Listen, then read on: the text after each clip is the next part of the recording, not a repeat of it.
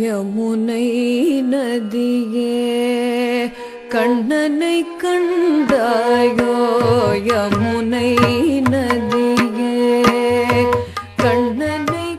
அன்பர்களே, தென்னாட்டு திருப்பதிகளை சேவித்து வரும் நமக்கு வடநாட்டு க்ஷேத்திரங்களையும் அனுபவிப்பதற்கு வாய்ப்பாக இதை கொண்டாடுவோம். கண்ணனின் அவதார தேசத்திற்கு அருகில் அமைந்த அழகிய சிற்றூர் பர்சானா உத்திரப்பிரதேச மாநிலத்தில் உள்ளது. தாயாரின் திருநக்ஷத்திரம் உத்திரம். பங்குனி உத்திர திருநாளில் திருக்கோயில்களில் கல்யாண உற்சவம் நடைபெறும். ஒருவேளை அன்னை ஜானகி ருக்மிணி பிராட்டி அவதாரம் செய்த தன்னேற்றத்தால் வடக்கு பிராந்தியத்திற்கு உத்திரப்பிரதேசம், அதாவது தாயாரின் திவ்ய சம்பந்தம் பெற்ற தேசம் என்ற பெயர் உண்டானதோ? இங்கு நாம் ராதையின் ஜென்மபூமியில் ராதாரமணனை தேடி போகிறோம். அழகிய இக்குளத்திற்கு அற்புதமான வரலாறு உண்டு. காதலன் கண்ணனின் வரவை நோக்கி காத்திருந்த ராதையை தோழிகள் நன்கு அலங்காரம் செய்தனர். இயற்கையில் சிவப்பழகு மிகுந்த தளிர்கைகளுக்கு மருதோன்றியிட்டு சிறப்புற அலங்கரித்தனர்.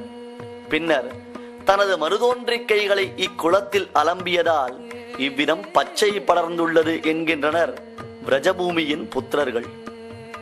ராதையை நாம் தயாதேவியின் தத்துவமாகவே அனுபவிக்கலாம். ராதிகா ரமணனாக கண்ணன் இங்குள்ள மலைகளிலும் குட்டில்களிலும் பூந்தோட்டங்களிலும் விளையாடி மகிழ்ந்துள்ளான். கோதூளிகளினாலும் கோபதூளிகளினாலேயும் புனிதமாக விளங்கும் புண்ணியபூமி பர்சானா. யஸ்மாத் பிரம்மா பர்வதோபூத் ரிஷபானுபுரே ஸ்திதஹ. கண்ணனும் ராதையும் கூடிக்களிப்பதற்கு ஏற்றவாறு ஒரு பர்வதம் வேண்டும் என்று கண்ணன் கூறியதற்கு இணங்க நான்முகக் கடவுளான பிரம்மாவே மலை வடிவில் வீற்றிருந்து கைங்கரியம் புரிவதாக பத்ம வராக புராணங்கள் கூறுகின்றன.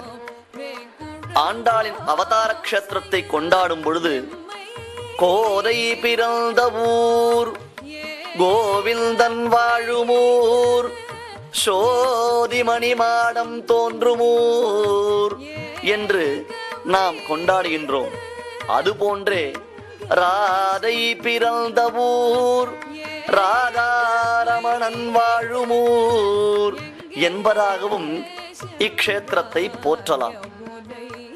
இம்மலைக்கருகில் மற்றொரு அழகிய குன்றின் மீது ராதாகிருஷ்ணன் ஆலயம் அமைந்துள்ளது.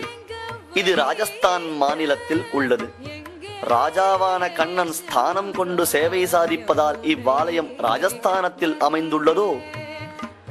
ஜெயதேவர், லீலாசுகர், கட்டிகாசதம் அம்மாள் போன்றோர் கண்ணனின் கருணை வடிவமான ராதையை பற்றி சிறப்பாக பாடியுள்ளார்கள்.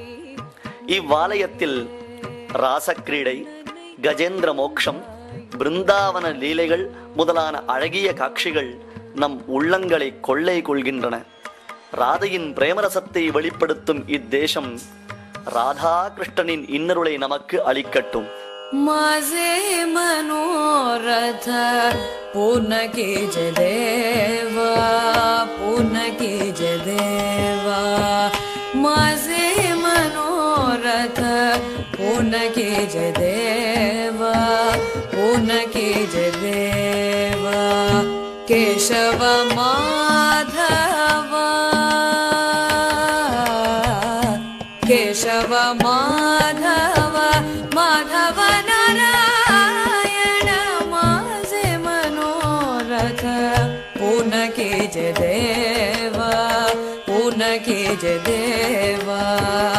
केशव माधव, माधव नारायण. माझे मनोरथ पूर्ण कीज देवा, पूर्ण कीज देवा.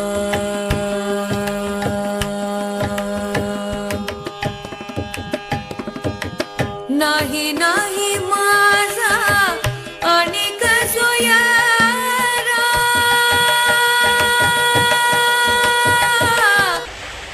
அமைதியான உலகை ஆதியில் பிரம்மதேவர் படைத்துக் கொண்டிருந்தார். ஆனால் அந்தோ பரிதாபம், ஹிரண்யாக்ஷன் எனும் அரசன் பூமி பந்தை புரட்டி எடுத்து பெருங்கடலினுள் ஒளித்து வைத்தான். கவலை வாய்ந்த பிரம்மதேவரின் பெருமூச்சிலிருந்து வெளித்தோன்றிய மானவிலா பன்றியான, ஆம், பரிமாணம் எனப்படும் அளவிலான உருவம் தரித்த வராகப் பெருமானின் குர்குர் என்னும் சப்தம் நம்மை காக்கிறது. அம்புஜவல்லியுடன் அருள் பாலிக்கும் ஆதிவராகப் பெருமாளின் அருள் பெறுவோம்.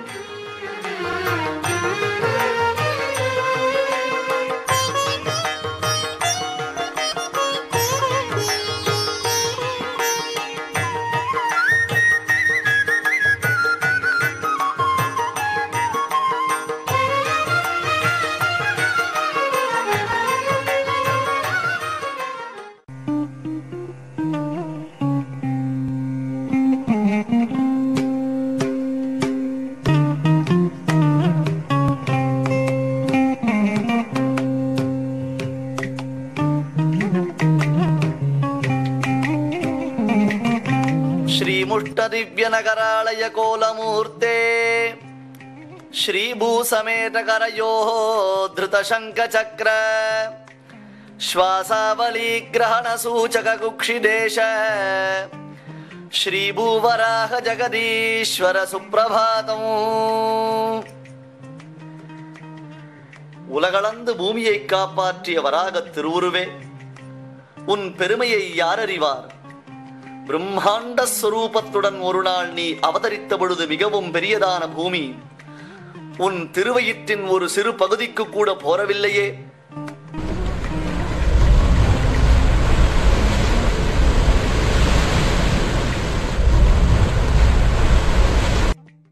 ஸ்வயம்பு சஹஸ்ரநாமத்தில் எம்பெருமான் ஸ்வயம்பு என்னும் திருநாமத்தினாலே குறிப்பிடப்படுகின்றான். ஸ்வயம்பு என்னும் சப்தத்திற்கு தானே உண்டானவன் என்பது பொருள். இவைகள் விபவாவதாரங்களை, அதாவது ராமகிருஷ்ணாத்தியவதாரங்களை குறிப்பினவாக இருந்தாலும் அர்ச்சாவதாரத்தில் ஸ்வயம்பு என்னும் சப்தம் எம்பெருமானுக்கு மிகவும் பொருளுடைத்தாகின்றது. சம்பிரதாயத்தில், ஸ்ரீவைஷ்ணவ சம்பிரதாயத்தில் ஸ்ரீரங்கம், திருப்பதி, அஹோபிலம், நைமிஷாரண்யம், புஷ்கரம், தோயாத்ரி என்னப்படும் வானமாமலை முதலிய க்ஷேத்திரங்கள் ஸ்வயம் வியக்த க்ஷேத்திரங்கள். எம்பெருமான் தானே உண்டான திருத்தலங்களாக அவைகள் குறிப்பிடப்படுகின்றன. அத்தகு ஸ்வயம் வியக்த க்ஷேத்திரங்களில் மிக முக்கியமானது 108 திருத்தலங்களில் இது குறிப்பிடப்படாமல் இருந்தாலும் மகான்களினாலேயும் ஆச்சாரியர்களாலேயும் கொண்டாடப்படும் பெரும் பெருமை வாய்ந்த ஞானப்பிரானான எம்பெருமான் அவதரித்த இந்த திருத்தலம் ஸ்ரீமுஷ்ட க்ஷேத்திரம். இந்த ஸ்ரீமுஷ்ட க்ஷேத்திரம் ஸ்வயம் வியக்த க்ஷேத்திரம். இங்கே எம்பெருமான் ஸ்வயம்பு என்னும் திருநாமத்தினாலே ஆராதிக்கப்படுகின்றான். பிரான் உன் பெருமை பிறார் அறிவார், உராய் உலகளந்த நான்று வராகத்தை இற்றளவு போதாவாரென் கொலோ எந்தை அடிக்களவு போந்தபடி. மகாபோத்ரின் என்று சுவாமி தேசிகனால் போற்றப்படும் வராகவதாரத்தின் வைபவம் பொய்கையாழ்வாரால் சிறப்புற அனுபவிக்கப்படுகின்றது. பாசிதோர்த்து கிடந்த பார்மகட்கு பண்டொரு நாள் மாசுடம்பில் நீர்வாரா மானமிலா பன்றியாம் தேசுடைய தேவனார் திருவரங்கச் செல்வனார் பேசியிருப்பனகள் பேர்க்கவும் பேராவே. பகவான் 3வது அவதாரமாக வராக அவதாரம் எடுத்தார். சகல சிருஷ்டிகளையும் தாங்கும் விஸ்வம்பரா என்ற பெயர் கொண்ட இந்த பூமி தேவியை வராகமாக அவதரித்த எம்பெருமான் ஒரு வராகம் கோரைக்கிழங்கை அனாயாசமாக தன் கோரைப்பல்லில் எடுப்பது போல அப்பற்களின் நுனியில் இப்பூமி தேவியை எடுத்து வந்தார். அப்பொழுது அவன் சப்தித்த சப்தங்களினாலே இந்த பிரம்மாண்டமே பரிசுத்தமாக்கப்பட்டது போல இந்த பூமண்டலம் எப்பொழுதும் காக்கப்படட்டும் என்று தேசிகன் பிரார்த்திக்கின்றார். இந்த விஷாலமான பூமண்டலம் ஸ்ரீ வராகப்பிரானின் கோரைப்பல் நுனியில் சிறிய கோரைக்கிழங்கு போல் இருந்தது என்றால் அவ்வவதாரம் எவ்வளவு பெரியதாக இருந்திருக்கும். பிரம்மதேவனின் மூக்குத்வாரத்தில் இருந்து கட்டை விரல் பரிணாமமே அளவுள்ள ஓர் பன்றியாக அன்றோ எம்பெருமான் முதலில் பிறந்தான். பிறகு அடுத்த க்ஷணத்தில் விண்ணையும் மண்ணையும் வியாபித்து எங்கும் பறந்து அவன் அகிலாண்ட கோடி பிரம்மாண்ட நாயகனாக நின்றான். இதை பார்த்து தேவர்கள், சித்தர்கள், யக்ஷர்கள் என அனைவரும் மயங்கினர். இது என்ன, இது என்ன, மீண்டும் ஏதாவது ஒரு அசுரன் வந்துவிட்டானோ என்று நடுங்கினார்கள். ஆனால் அடுத்த நிமிடமே, ஆஹா, கமலையுடன் அரசாளும் பிரபுவன்றோ இவன், திருநாரணன் அன்றோ இப்பொழுது வராக உருவில் அவதரித்துள்ளான், நம்மை காப்பாற்றுவதற்கன்றோ இப்பெருமானின் திவ்யாவதாரம் என்று தேவர்களும் மகரிஷிகளும் போற்றி புகழத் தொடங்கினார்களாம். எவ்வாறு அவர்கள் எம்பெருமானின் திருவுருவை கண்டுகொண்டார்கள் என்றால், விஷ்ணு புராணத்தில் வெகு அழகாக வர்ணிக்கின்றார் பராசர பகவான். அந்த மிகப்பெரிய வராக திருவுருவிலும் எம்பெருமானுடைய கண்ணழகு அவனே பராத்பரன் என்பதை காட்டித் தந்ததாம். ஆம், கண்ணனுக்கு அன்றோ கண்களில் அழகுண்டு. மகாவராக ஸ்புட பத்மலோச்சனஹா என்று தாமரை கண்ணை வர்ணிக்கின்றார் பராசரர். ஆச்சரியமான அந்த தாமரை கண்கள் நம்மை குளிர கடாட்சிக்கின்றன. அதன் காரணம் எல்லாவற்றையும் பொறுத்தருளும் பூமித்தாயாரின் சம்பந்தமே அன்றோ. இத்தாயாருக்கு சர்வம் சகா, அதாவது எல்லாவற்றையும் பொறுப்பவள் என்றும், க்ஷமா என்றும், அச்சலா என்றும், அவனி என்றும் பல பெயர்கள் உண்டு. சுவாமி தேசிகன் பூஸ்துதி என்னும் அழகியதான ஸ்தோத்திரத்தில் பூமித்தாயாரின் பொறுமை நம்மை எவ்வாறு காக்கின்றது என்பதை வர்ணிக்கின்றார். தாயே, பொறுமையில் சிறந்த பூமாதேவியே, என் பிரபுவான ஞானப்பிரான் ஜீவாத்மாக்களாகிற எங்களிடம் கருணை கொண்டவன்தான். இருப்பினும் ஓயாமல் பாவம் செய்து பாவமே செய்து பாவியாயிருக்கும் எம்போல்வாரின் பாவங்கள் கருணைக்கடலான பிரபுவிற்கும் சீற்றத்தை உண்டு செய்கின்றன. எனவே அவன் எங்களை சிக்ஷிக்க முற்படுகின்றான். தவறு செய்தவர்களை தண்டிப்பது அன்றோ பிரபுவின் குணம். அதுபோன்று அவன் தண்டிக்க விரும்புகையில் நீ அவனை அருகிலிருந்து எங்கள் பால் சீற்றம் கொள்ளாமல் தணிவிக்கின்றாய். தேன் போல் தித்திக்கும் தெய்வீக திருமகளுக்கு தேனில் திருவபிஷேகம் நடைபெறுகின்றது. இக்காட்சி நம் உள்ளங்களை இனிமைப்படுத்துகின்றது. இதோ மாதுளை முத்துக்கள் திருமேனியில் துளங்க ஆச்சாரிய வள்ளலான தூப்புல் நிகமாந்த மகாதேசிகன் இத்திவ்ய தம்பதிகளின் சேர்த்தியை சேவித்து தானும் ஆனந்தத்தை அனுபவிக்க திருமேனியில் பதிந்துள்ள மாதுளைகள் ரத்னாங்கியை போன்று நமக்கு காட்சி அளிக்கின்றன. ஹிரண்யாக்ஷன் என்னும் அசுரனினால் கவரப்பட்டு பூமிதேவி சமுத்திர ஜலத்தில் முழுகடிக்கப்பட்ட பொழுது அவளை காப்பாற்றுவதற்காக கோலவராகம் அழகிய பன்றியான ரூபத்தை நாராயணன் எடுத்துக்கொண்டான். அப்பொழுது முழுகி கிடந்த பிராட்டியை அவன் மேலே தூக்கி வரும் பொழுது இரண்டு கைகளையும் கூப்பிக்கொண்டு தாயுள்ளம் கொண்டவளான பூமித்தாயார் பெருமாளிடம் பிரார்த்தித்தாள். சுவாமின், நான் சிறிது நேரம் இந்த ஜலத்தில் முழுகி இருந்த பொழுது அது பொறுக்காமல் நீர் என்னை மீண்டும் மீட்டு வருவதற்காக இவ்வளவு பெரிய திருமேனியை கொண்டு வந்தீரல்லவா. கோடானு கோடி ஜீவாத்மாக்கள், நம் குழந்தைகள் எத்தனை கல்பகோட்டி காலங்களாக எண்ணிலடங்கா துயரங்களை அனுபவிப்பவர்களாக சம்சாரம் என்னும் பெருங்கடலில் மூழ்கி அதிலிருந்து கரை தேரும் வழி தெரியாமல் தவிக்கின்றார்களே, அவர்களை நீர் காப்பாற்ற வேண்டாமா? அவர்கள் கரையேறும் வழியை நீர் உபதேசித்து அருள வேண்டும் என்று வேண்டினாள். அந்த சமயத்தில் வராக உருக்கொண்ட ஸ்ரீயப்பதியான ஸ்ரீமன் நாராயணனும் பூமித்தாயாரின் பிரார்த்தனைக்கு இறங்கி நாம் அனைவரும் நல்ல கதி அடைவதற்காக உயர்ந்ததான ஒரு உபாயத்தை உபதேசித்தான்.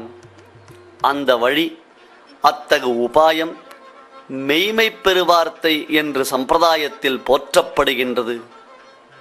வராகப் பெருமான் அருளிச் செய்த வராக சரமஸ்லோகத்திற்கு மிக அழகான விரிவுரையை சுவாமி ஸ்ரீ வேதாந்த தேசிகன் ரகசிய சிகாமணி என்னும் கிரந்தமாக அருளிச் செய்துள்ளார்.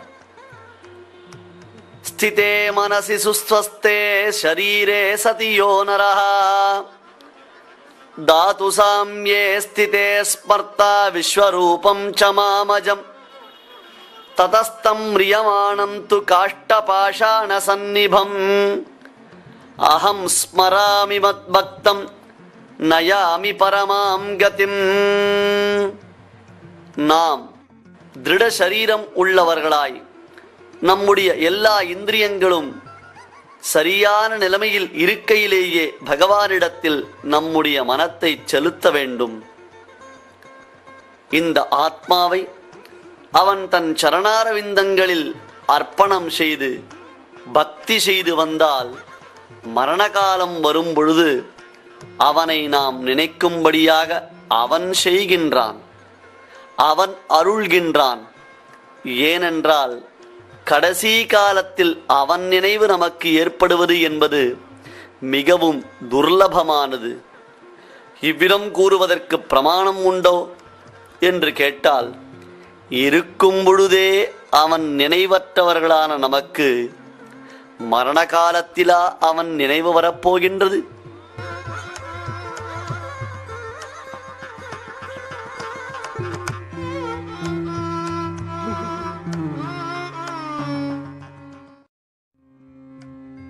எனவே அப்பொழுதைக்கு இப்பொழுதே சொல்லி வைத்தேன் என்னும்படியாக நாம் பக்தி செய்து வந்தோமேயானால் நிலை தவறியிருந்த போதிலும் பகவான் நம்மை ரட்சித்து தன் பதம் சேர்த்துக் கொள்வார். அப்படிப்பட்ட வராகப் பெருமானை நாம் எப்பொழுதும் வணங்குவோம் என்பதாக பாசுதூர்த்து கிடந்த பார்மகற்கு தேசுடைய தேவனார் திருவரங்கச் செல்வனார் பேசிய பேச்சுக்கள் வராக சரமஸ்லோகம். அஸ்வத்த ரூபம் வாராகம் ஸ்ரீமுஷ்ணேஷம் நமாம்யகம். இங்கே ஸ்வயம் வியக்த க்ஷேத்திரமான உத்தமமான இந்த திவ்யதேசத்திலே எம்பெருமான் அஸ்வத்த ரூபமாக எழுந்தருளி சேவை சாதிக்கின்றான். அஸ்வத்தம் என்றால் அரசமரம் என்பது பொருள். கண்ணனும் கீதையில் மரங்களில் நான் அரசமரமாக இருக்கிறேன் என்கின்றான். ஸ்வயம் வியக்த க்ஷேத்திரமான இத்திருத்தலத்தில் யக்ஞவராக சுவாமி ஆவிர்பாவித்தவன்றே இந்த அஸ்வத்த விருட்சமும் ஆவிர்பவித்தது என்கின்றன புராணங்கள். மிகவும் பழமையானது. இந்த அஸ்வத்தத்தை புராணங்கள் பேசும் பொழுது அமிர்தவல்லி என்று வர்ணிக்கின்றன. பொதுவாக சாஸ்திரங்களில் அஸ்வத்த விருட்சத்தை ஒரு சில குறிப்பிட்ட தினங்களில் மட்டும்தான் நாம் பிரதட்சிணம் செய்ய வேண்டும் என்னும் நியதி உள்ளது. ஆனால் ஸ்ரீமுஷ்ட க்ஷேத்திரத்தில் தெய்வாம்சம் பொருந்திய புராதனமானது மட்டுமன்றி புனிதத்தன்மை வாய்ந்ததான இந்த அரசமரத்தை நாம் எக்காலத்திலும் பிரதட்சிணம் செய்யலாம். நித்திய புஷ்கரணியில் ஒருவன் நீராடி பின்னர் உயர்ந்ததான இந்த அஸ்வத்த விருட்சத்தை பிரதட்சிணம் செய்தாலோ அல்லது இதன் அடியில் அமர்ந்து காயத்ரி ஜபத்தை செய்தாலோ அல்லது நித்திய புஷ்கரணியிலிருந்து சிறிது தீர்த்தத்தை எடுத்து வந்து இந்த அஸ்வத்த விருட்சத்திற்கு அபிஷேகம் செய்தாலோ அவர்கள் நினைத்த காரியம் ஈடேறப் பெறும்.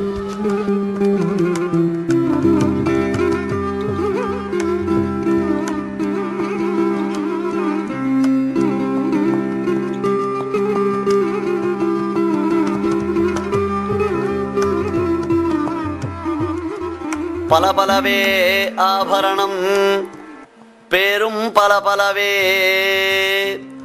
என்னும்படியாக பெருமாளுக்கும் பிராட்டிக்கும் விசேஷமான திருவாபரணங்களும் புஷ்பங்களும் சமர்ப்பிக்கப்பட்டுள்ளன. ஏகாசனத்தில் மங்களங்களை அள்ளித்தரும் பூமித்தாயாரின் அருகில் பூவராகன் எம்பெருமான் சேவை சாதிக்கின்றான்.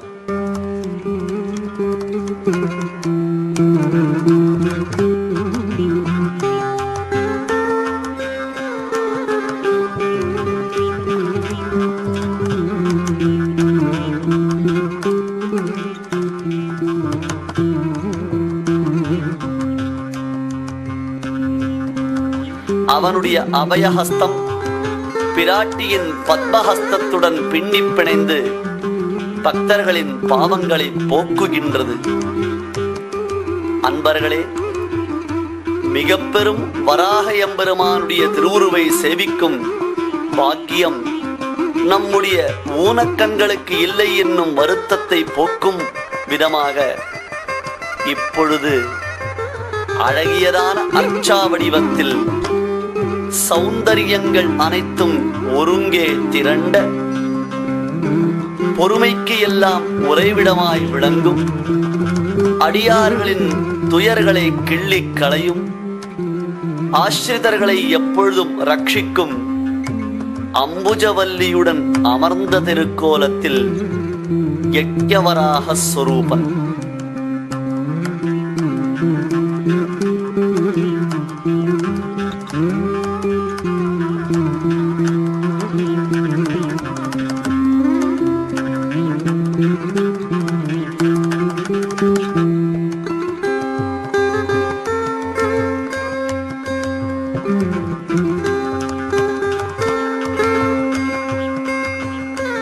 तस्य यज्ञवराहस्य विष्णोः अमित तेजसः प्रणामं येऽपि कुर्वन्ति तेषामपि नमो नमः. யக்ஞவராக ஸ்வரூபனான பிரபுவிற்கு நமஸ்காரம். தஸ்ய யக்ஞவராகஸ்ய விஷ்ணோஹோ அமித தேஜசஹ. இந்த ஸ்லோகத்தை நாம் மீண்டும் ஒருமுறை சொல்லி நம்மை புனிதப்படுத்திக் கொள்ளுவோம்.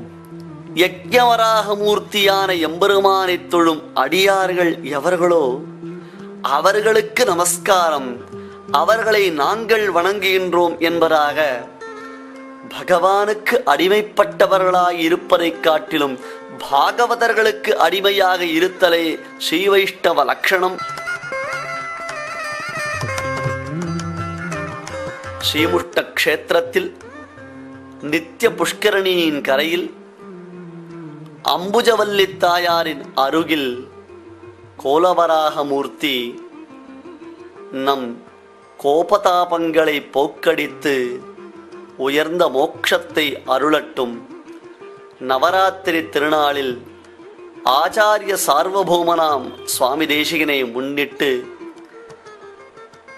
இச்சேர்த்தியில் சேவித்த பயனை நாம் பெறுகின்றோம். ஸ்வயம் வியக்த க்ஷேத்திரமான ஸ்ரீமுஷ்ட க்ஷேத்திரம் நமக்கு மோட்சத்தை ஸ்வயம் வியக்தமாக்கி அருளட்டும்.